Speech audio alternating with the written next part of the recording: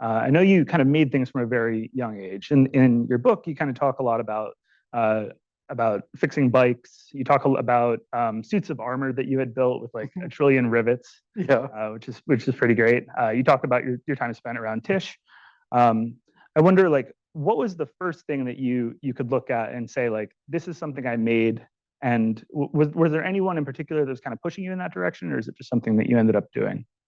Um, it's a wonderful question because I'm not sure I have a specific answer, but that that feeling of having made something and finding the fact of this new thing transcendent is the engine of everything for me. But I'm not sure I remember when it began. Maybe if I flip it to a different question. Well, like, no, actually, I have some context, go ahead. which is that. So I grew up in a very permissive household for making. My father was a maker. He built the back deck on our house 3 times before he got it right. And he also did stuff like, because you could do this, you'd find some piece of 19th century furniture and a soapstone sink in Vermont, and he'd smash them up and join them together. And that was the sink I grew up with. And my parents were so proud because it lowered their property value by $20,000 and saved them money on the taxes because they put this ancient soapstone sink into their kitchen. And he was an animator and illustrator who made interstitials for Sesame Street. Sesame Street came online in 1969. My dad was one of the first animators hired. And he over the whole 70s, he raised us by a methodical way of going to CTW, Children's Television Workshop, every year, pitching them 5 or 6 ideas. They would always buy 1 or 2. That would actually pay the mortgage for the year and allow him to produce these 2 or 3 spots in 3 months of feverish work out in his 2-car garage behind our house in Sleepy Hollow. And then that allowed him to paint for the rest of the year. So I grew, and he didn't talk about painting, and he didn't talk about the why of it. He didn't talk about the what of it. He just did it. And he had friends that come over, and they looked at their paintings, and they were like, cool. And so I grew up in this place where this was obviously a holy act that it wasn't that we couldn't talk about it. It was that we didn't need to talk about it. So for me, that's the water I grew up in, was like, oh. And so when I built something, and I'm getting chills telling you this, when I built something and it was transcendent, I was like, oh, here I am. Mm. It sounds like one thing you get from seeing the sink kind of smack together from different parts is like permission, right? Permission to modify, permission to kind of look at something and say what it could be instead of what it is. I guess, like, is that something that you think that people have to get over, that they have to learn to start making? Totally. I think of one of my jobs today, right now, is as a permission machine. I want everybody to do that weird thing that their best friend thinks is stupid, and they still feel compelled to do it.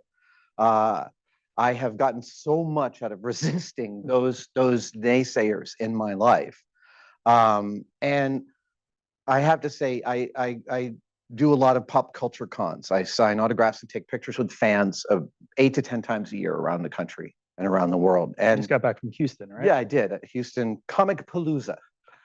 And there's a couple of remarkable things that happen at each con. At least once per day, some young person shows up wearing a costume, and I get to tell them that they're genuinely special at this. On Sunday, it was this young woman wearing a dress that was dyed. I could tell it had been dyed blue by her. Gloves of different material, same color blue.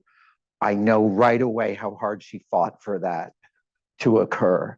And then she's wearing chainmail things that are sort of a beautiful addition to it. I can tell she made that all. And then there's this mask, and I held this paper mache mask, and I said, how long did this take? And she said, it took weeks and weeks and weeks. And I'm like, I know that I could hire her tomorrow and she could execute super fast based on the love I see in this object. And to tell her and her father, you're better at this than you think. You have an impeccable eye for color, and you should chase it. And when you go to a job interview, bring one of these things. It'll tell your supervisor a lot. Yeah. That's an endorphin rush that's really significant. The other thing is you can see that you're kind of helping someone, right? Helping. Yeah. Oh, give them that little ball roll and be able to be someone they trust to say the truth about it. And then the other one is that people come and tell me about stories of just the worst privations of their youth and bucking against a super religious household or whatever it was. They were told that they were stupid, that they could play, that they were playing out of tune. All the ways in which parents stop the forward progress of their kids' curiosity. And when they tell me, I always, I love to tell them that they're a triumph, that I grew up under the most, like, so much privilege that I don't know who or what I would have been if I had not been supported like that. And so I get to celebrate their strength in being here, wearing this weird thing that they had to wear. You know, I love that. Yeah. This is another thing connected to this is. Oh, wait, there's one other thing I want to say. Go ahead. Like when your friends are trying weird stuff, when you're trying weird stuff, this is, we'll talk about both sides of the equation. But when you have someone you love, they're trying something weird, you should remember that they're incredibly vulnerable at that moment. And that means you don't have to not say what you think, but you really want to be careful and you want to ask them permission on how far they'd like you to go with what you're talking about. And just saying, hey, that thing you're doing, it's pretty cool. Just that. Honestly, I remember the 3 times in my life a friend said that to me and it really moved me. And so it's just like, I want to say this, go out and say that to people. My biggest issue as a supervisor is I don't give enough feedback. I don't say when things are awesome. Not that I only talk when things are bad. I don't much talk about that either. I love my team. They do really great work. But like, I have to remind myself to come back in and be like, okay, that made me laugh immediately, right to that person and tell them that.